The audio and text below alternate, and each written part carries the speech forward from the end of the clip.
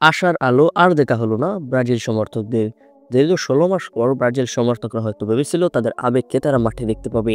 অবশেষে আজকে সেটাও ভঙ্গ হয়ে গেল। সকালে একটি নিউজ দেখা গিয়েছে যেখানে ৩টি মতামতের উপর সেই বিষয়টি নিশ্চিত হওয়া গিয়েছে।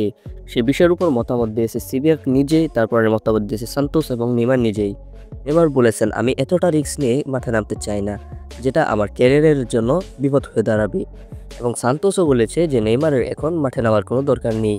নেইমার এখন জাতীয় দলে খেলার মতন ফিট নেই, যার জন্য নেইমার স্কোয়াড থেকে আবার বাদ পড়ে গেল। এবং তার সাথে বাদ পড়ে গিয়েছে এডারসন। আপনারা অনেকেই হয়তো দানিলোর বাদ পড়ার বিষয়টা নিয়ে অনেকটাই খুশি হয়েছেন। হ্যাঁ, দানিলোর পরিবর্তে দলে আরও একজন যোগ হয়েছে এবং নেইমারের পরিবর্তে যোগ হয়েছে এনরিক। তো এনরিককেও দলে ফেরানোটা খুবই গুরুত্বপূর্ণ ছিল, সেক্ষেত্রে আমরা এনরিককে পেয়ে গেছি। তবে ব্রাজিল লিগে এই ৩ জনের পরিবর্তে কাদেরকে মাঠে নামাইবে সেই বিষয়ে আমরা নেক্সট একটি ভিডিওতে আলোচনা করব।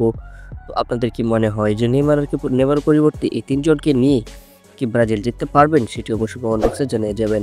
যেখানে কিনা ম্যানচেস্টার সিটিতে দুর্দান্ত পারফরমেন্স করা এডারসনকে স্কোয়াড থেকে বাদ দেওয়া হয়েছে, সেখানে ভাই ব্রাজিলের গোলকিপার কে সামলাবেন? দুর্দান্ত ফর্মে থাকা এলিসন যদিও রয়েছে, কিন্তু ভাই দুর্ভাগ্যজনকভাবে যদি এলিসনের কিছু হয়ে যায় তাহলে কি হবে ব্রাজিল শিবিরের অবস্থা? তো মতামত অবশ্যই কমেন্ট বক্সে জেনে যাবেন।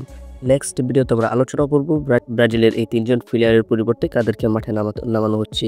তো সবাই ভালো থাকেন, সুস্থ থাকেন, দেখা হবে একটি নেক্সট ভিডিওতে। আল্লাহ হাফেজ।